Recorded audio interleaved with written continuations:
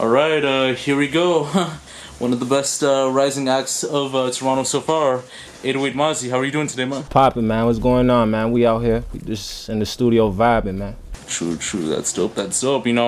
With some of your like hit singles like Caution and like Xotic, it's been dope so far. And I've been peeping with Spotify so far. It's been very like dope so far with all the tracks.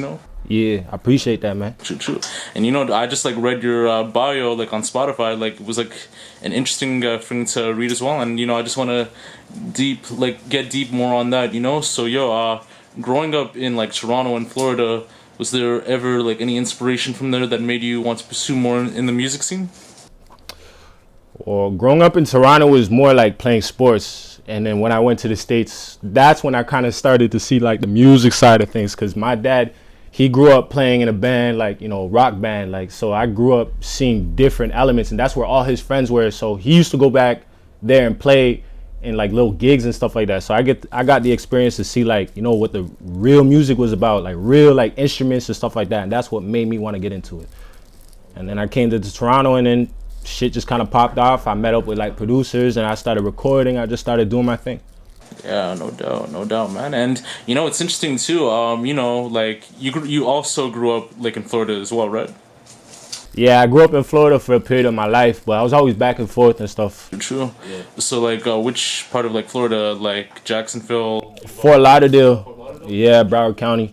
True. So like Fort Lauderdale and like Broward County, like Boynton Beach. Like I grew up all over. Like we moved all over in like Florida. It was never really like we were never in one place in one spot for like more than a year. Like we're always moving and stuff. So like at the end of it, I guess that's why my family just ended up moving to Toronto, because it just wasn't working out in Florida and stuff. And I was too young to really like kind of understand what was going on and stuff. So.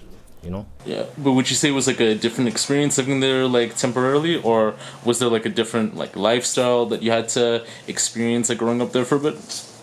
Definitely, because we had to move. Like we didn't even move around because like it was like, oh, it wasn't working out, like the situation or whatever. Like the area we lived, a lot of the areas we lived in was like really bad, and like my mom personally didn't want me growing up in that, and like obviously my parents, they weren't working out, like they had issues and stuff, and that's another story and shit. But yeah, man, just like there's a lot of gang violence in Florida and stuff like that, and I guess my parents just wanted to keep me away from it. Like I lost like a lot of friends in Florida and shit like that, like towards that shit. Like I went to school, like summer school, a lot of kids that I knew for like literally 2 weeks, and then like I'll come back the next week and like literally like just like, oh, he got shot, like, and I'm like, what the fuck? Like things definitely way different in the States, like compared to like Toronto. Like coming to school out here, like I'm not really worried about going to school and like really kind of like getting into altercation and stuff like that, and worrying about like getting shot on my way to school and stuff like that. But there's certain areas in Florida where it's just like, if I was going to high school in Florida, like I was walking to school some days, or I was living in certain neighborhoods where I was living in back when I was living in Florida, like 100%. Like I'd be looking over my shoulder every day, and it's just like, it's just a different environment, completely different environment. No doubt. And growing up like in either area, like what was like your musical history and background like, and what inspired you to become like a rapper and or musician? Well, it's funny. I started listening to like the first music I started listening to wasn't even rap. It was like pop music. It was like No Doubt, like rock music and pop music. No Doubt, Maroon 5, Headley, The Bravery, My Chemical Romance. Like it was a lot of like bands like that. And I started to get into rap after my parents never really like let me watch much music and BET. So I was like, I didn't get around to like listening to rap music and like fucking with the rap music until I was like in high school, like, or like probably like grade 7, grade 8. And then that's when I kind of like figured out what I like in music. I started listening to Kanye West, T-Pain. I started fucking with like Lil Wayne for sure. I don't know if I can say Akon anymore, man. Fuck, dog. Akon be fucking with some rad ass niggas, bro. Akon, I used to fuck with Akon heavy, bro. I used to fuck with that nigga heavy, man. But yeah, man, like there's a lot of people I fuck with, man. But I listen to a lot of people, a lot of different people at all times. So it's just I have a favorite artist every different day. No doubt. And you know, like, what artists or genres, like, you know, in the music like music wise, were you like mainly influenced by? And you know, honestly, who'd you like to work with someday? You know. Oh. Repeat that question. Repeat that question. Like, what artists or genres, like, who were you influenced by, like, you know, in the makings of 808 Mazze? Like, which artists, like, would you say that were, you know, like, you had, like, an influence on, you know, like, that, you know... I'm not even gonna cap. I'm gonna say Lil Wayne, man. I used to go to high school. I might, like, this is stupid as shit. I don't know why I did this, but I used to write Lil Wayne's lyrics out and practice rapping to them because I wanted to know his songs so bad. I used to go to school literally rapping it acapella and people thought it was me. That's how I, like, you know what I'm saying? That's real, my real influence. And I, like, when I first started rapping, I was trying to rap like Lil Wayne. Like, I was trying to do, like, I was really into, like, doing the metaphor thing and stuff like that, which was what, like, Lil Wayne was really known for. But yeah, Lil Wayne was the guy that really got me into it and shit. No doubt, honestly. I think Lil Wayne, like, is especially, like, a very big influence everyone in the world, you know, and, you know, just, like, with his melodic style, melodic flows, you know, punchlines, like, clever lyrics, you know, he influenced a lot of people, you know, like, with the Baby, with Lil Baby, Fug, Drake, like, you could say he name brand everyone else, you know? Yeah, he has a big imprint in the game for sure. True. And you know, also, you know, with the Akon situation too, you know, just to speak more on that, how did you feel about his response, you know, like, about the idea of, like, snitching and, like... Man, I come from a, like, real shit, I come from an environment. We don't do that shit. We don't fuck with no rats. We don't do that shit. Like, we don't, like, you know what I'm saying? Like, we just, there's no explaining. There's no explaining. We don't do that shit. You know what I'm saying? And you gonna make a song about being locked up. Like, you know what I'm saying? Like, a whole song about street niggas. Like, it was a whole anthem, my nigga. And then you gonna fuck with a nigga that got locked up and ratted out everybody. It got niggas, like, real time fucked up niggas' whole lives. Like, niggas have daughters. Niggas have families. Niggas have, like... You know what I'm saying? Like, there's a bigger picture to everything, and I just don't feel like people think before they make certain actions and shit like that. I don't take back nothing what I say, bro, at the end of the day. You know what I'm saying? I'm entitled to my opinion. You feel me? I'm from the streets. No doubt, man. And, you know, with the music that you have, like, on your SoundCloud and Spotify, you know, because now you're, like, a rising artist, for people who might not know you or who are getting to listen to you, how would you describe, like, your music to, like, what your music is like to your fans or people who haven't, like, listened to you before, or, you know, like, new people, like, listening to you for the first time? Hold on, bro. You're going to have to say that again. I'm high as fuck right now. I'm high as hell. You know, for people who haven't listened to you before, or people who are now, like, listening to you, how would you describe your music to those people, like, in a sense? Like, my music is medication. Like, I look at myself like, I'm not saying I'm Tupac, my nigga, but, like, I look at myself like Tupac because Tupac wasn't really a lyricist. He told a story. He told things straight up. I'm that type of dude. Like, I'm not going to fucking use big long words and all that shit. I'm just going to tell you straight up how it is, what I'm going through. And a lot of what I'm going through just happens to be what other people are going through. And that's why they fuck with my music. Like, you know what I'm saying? Just me coming up, like, not really having my parents. Like, at one point I was living in Toronto like a fucking immigrant. I didn't have nobody. I didn't have no parents here. Like, my mom couldn't help me, like, literally couldn't help me, like, financially. She didn't have a big enough place to keep me. My dad wasn't in my life. Right now my dad's not in my life. I don't fuck with my dad. Like, my dad was in my life when I was young, but he wasn't there all the time. So it's just like, you know, it's, I talk about the things I go through, like female situations, relationship problems and stuff like that. I'm not afraid to get in my feelings and talk about how a girl broke my heart and, you know what I'm saying, how she did this to me. I'm not afraid to do that. Like, I'm not afraid. You know what I'm saying? And I guess people kind of recognize, you know, that's kind of something new. No doubt. And, you know, speaking, you know, about, like, you know, your latest two songs on, like, Spotify, you know, Xotic and, you know, Caution, tell me about the creative, like, processes for those songs and what inspired you to make them.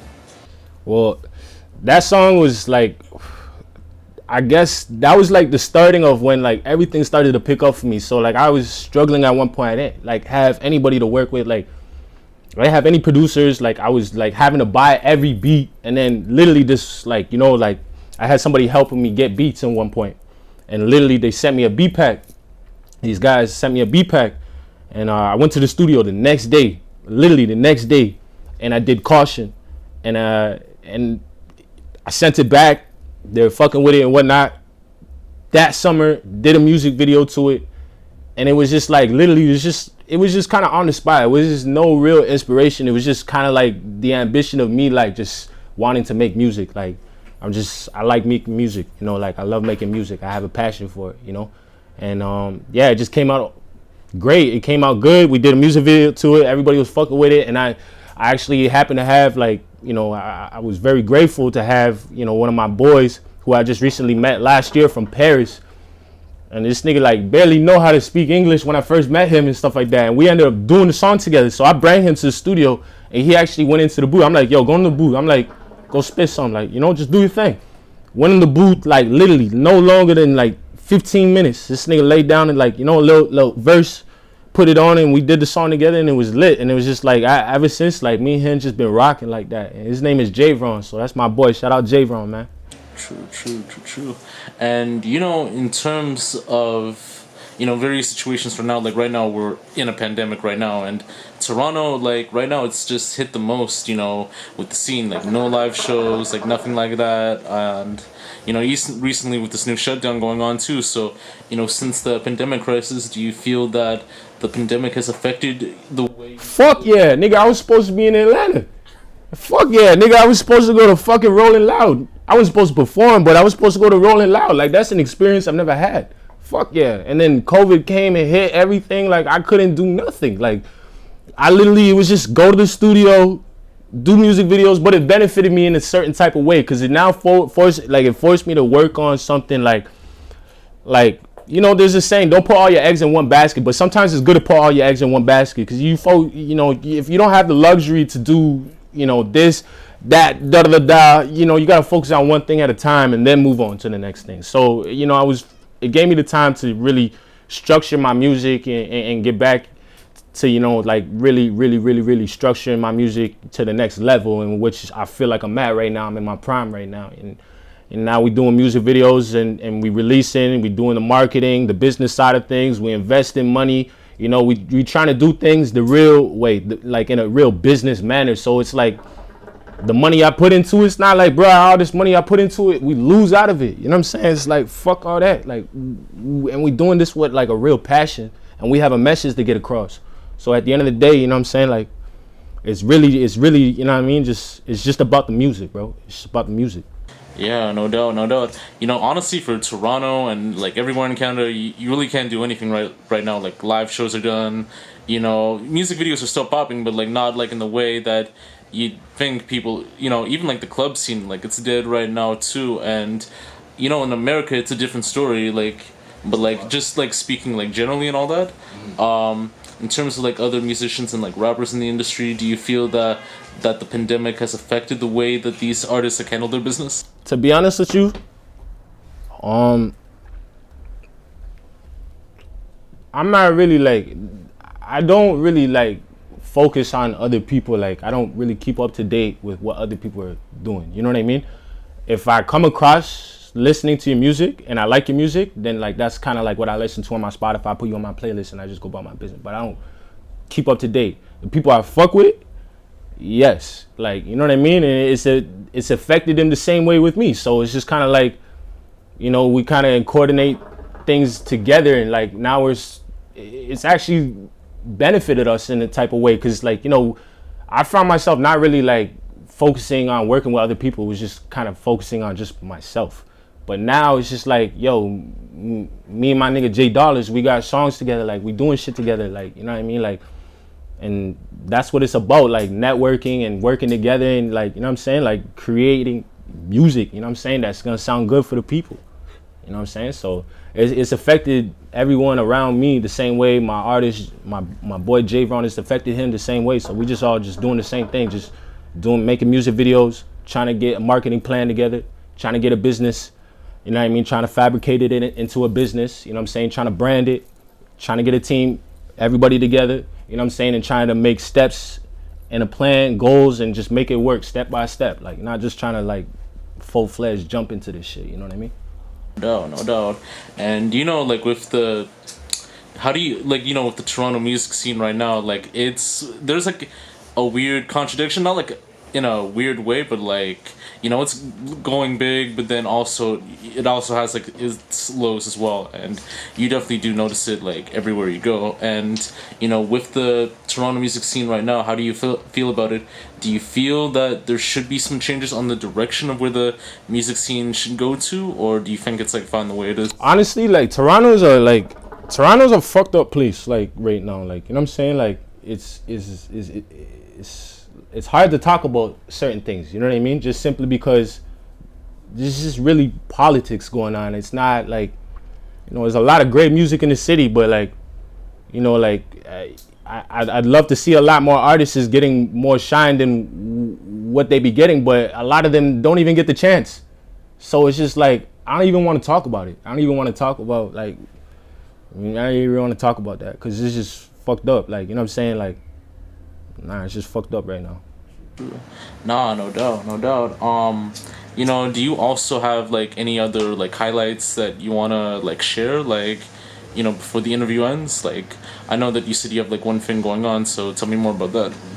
Man, Caution, music video about to drop. Y'all know what the fuck going on. You know what I'm saying? J Brown on that bitch. You know what I'm saying? We got hella more music videos coming on the way. Got my nigga J Dollars right here. You feel me? We got more music videos. We got more songs on the way.